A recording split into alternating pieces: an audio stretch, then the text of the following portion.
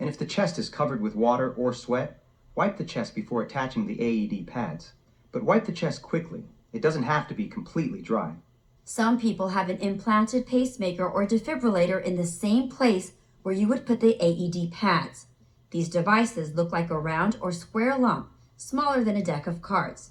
If you see this lump, avoid putting the pad directly over it. Also, do not place the pad directly over a medicine patch. If a medicine patch is located where you need to place a pad, take the patch off and quickly wipe the chest before you put on the pad. If your workplace has an AED, you should familiarize yourself with that model. Regardless of the type of AED, remember to turn it on first and follow the audible prompts that will lead you through the rest of the steps. Additional emergency equipment may also be found in the AED, such as scissors, razors, wipes, gloves, and a barrier device. These items may also be found in a separate emergency or first aid kit. We'll pause here to... Wonderful thing to see teamwork move so smoothly. That collaboration is partly due to the staff knowing BLS and their responsibilities and to them communicating well. It's also due to a team leader giving directions clearly.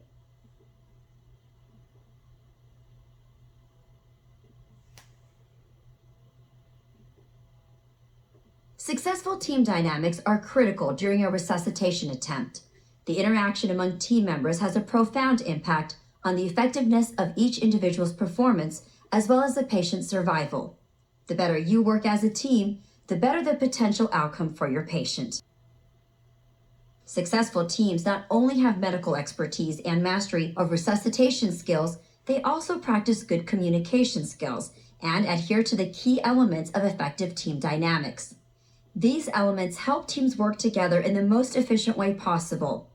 The American Heart Association has grouped the elements of team dynamics into 3 categories: roles, what to communicate, and how to communicate. Let's review those now, starting with roles. Clear roles and responsibilities should be immediately established. When all team members know their jobs and responsibilities during a resuscitation attempt, the team functions smoothly. The designated team leader should clearly define and delegate tasks according to each team member's area of competence. Every member on the team should know his or her limitations, and the team leader should be aware of them. Team members should ask for assistance and advice early, not when the situation deteriorates. Sometimes a team member or team leader may need to correct actions that are incorrect or inappropriate. It's important to be tactful, especially if you have to correct a colleague before he or she makes a mistake, whether it's a drug, dose, or intervention. The next category is what to communicate. Knowledge sharing is a critical component of effective team performance. Team leaders should ask for good ideas for management and frequently ask for observations from team members about possible oversights. Summarizing information out loud is a good way to maintain an ongoing record of treatment and acts as a way to reevaluate the patient's status, the interventions performed, and the team's progress within the algorithm of care. This technique can also help team members respond to the patient's changing condition. The last category of team dynamics is how to communicate. Closed-loop communication is important for both the team leader and team members. When the team leader gives an order, the team member should confirm that he or she heard and understood the order. The team leader should call people by their names and, if possible, make eye contact to ensure that the team member has understood the order before assigning additional tasks. The team member should tell the team leader when he or she has completed the intervention. Team leaders and members should also use clear messages. Using concise, clear language helps prevent misunderstandings. Speaking in a tone of voice that is loud enough to understand, but also calm and confident, helps keep all team members focused on the task at hand. All team members should display mutual respect and a professional attitude to other team members, regardless of their personal expertise or training. Because emotions can run high during a resuscitation attempt, it's especially important that the team leader speaks in a friendly, controlled voice and avoids shouting or aggression. Not only is it important to know what to do during a cardiac arrest, but it's just as important to know how to work together as a team during an event.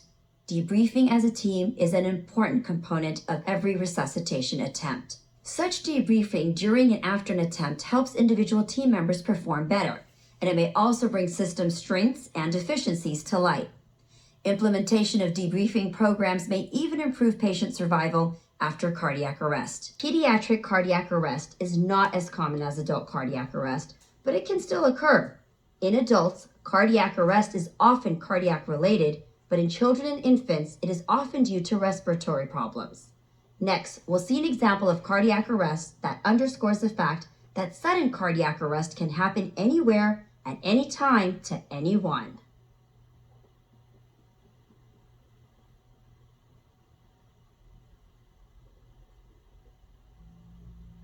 Hi guys, have a good weekend, Sarah.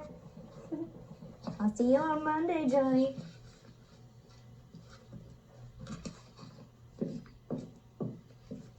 Harold, your mom called. She said she's gonna be a few minutes late. Harold? Harold? Harold, hey! Hey, buddy, can you hear me? Nurse Helen, I need you to come to room 109. I've got an emergency. A child collapsed. Someone help! I have an emergency! Help! Someone help! I've got an emergency in here! Oh, Helen. Yes. I have a child, Harold. He collapsed. He's just lying there. Did he fall or bump his head? No, not that I saw. Harold? Harold, can you hear me? Harold.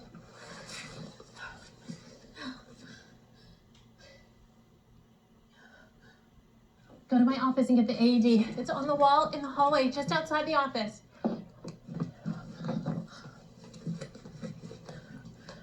911, what's your emergency? One of our teachers witnessed a student collapse. I'm giving CPR right now. What's your address?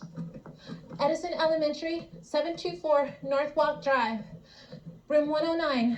All right, I've dispatched EMS. While they're on their way, I'll need to ask you a few more questions. Okay, I have you on speakerphone. What's the victim's age? 5 or 6? Is there an AED nearby? Yes, I sent someone to get it. Are you able to give compressions and breaths? I'm giving compressions now, and I'll give breaths as soon as I get the pocket mask from the AED. And the AED is here now. Okay, can you hand me the pocket mask? Yes. And can you attach the AED? Yes. They're just a few blocks away, so it shouldn't be long. Good, and best if they take the Harding Street entrance.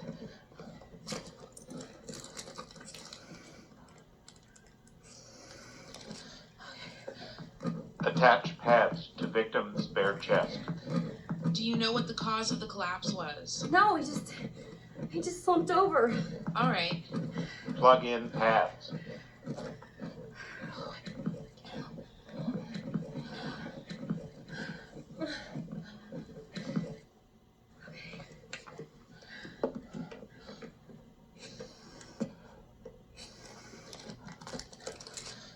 One, 2, 3, 4, 5, 6, 7, 8, 9, 10. Analyzing rhythm. Do not touch the victim. Okay, stay clear.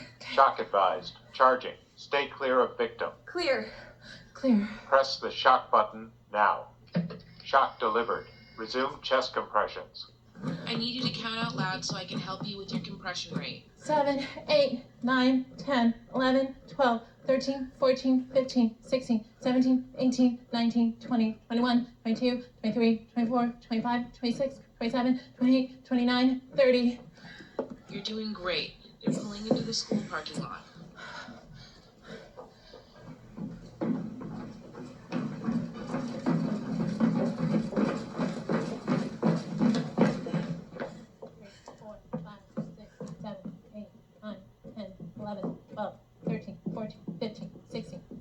Okay, I'll take over, okay? Okay. Did he call our intern's help at all? No. Okay, he's not breathing and there's no pulse. Let's continue CPR.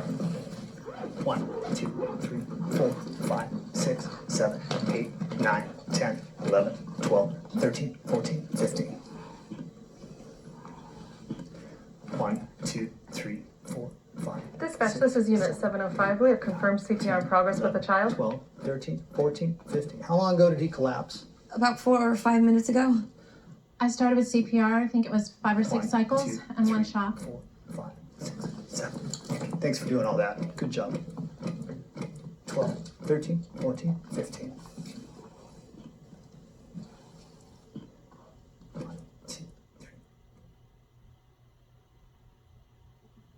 It may be difficult to imagine a child being a victim of cardiac arrest, but it certainly happens. Fortunately for Harold, there were teachers and staff knowledgeable in basic life support and CPR.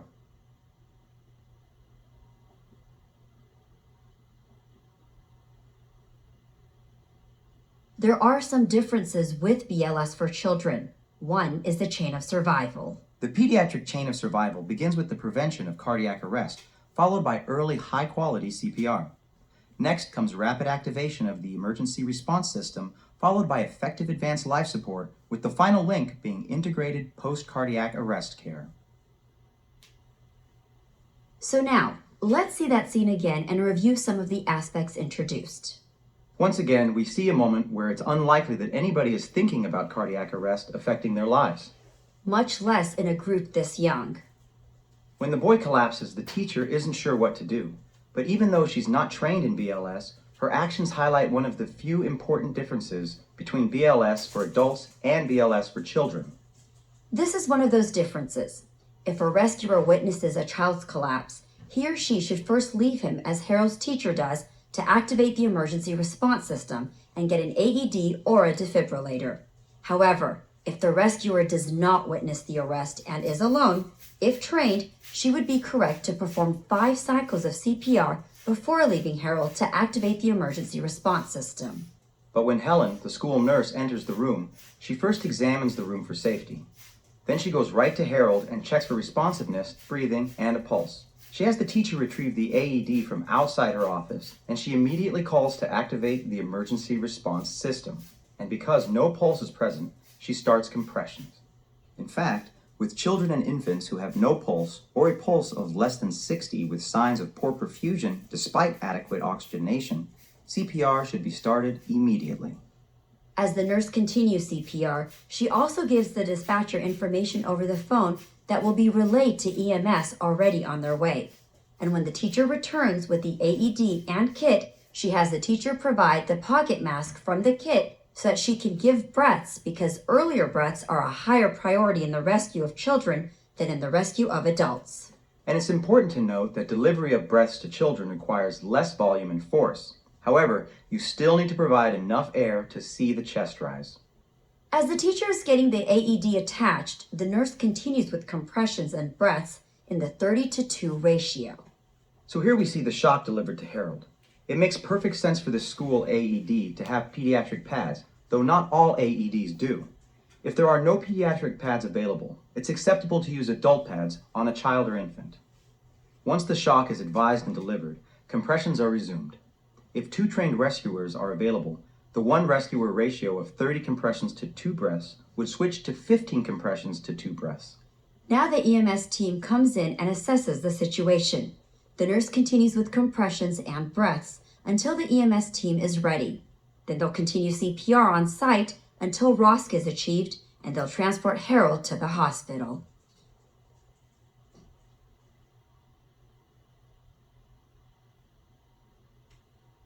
Before we get to the practice, let's talk about a few important differences between BLS for children and BLS for adults.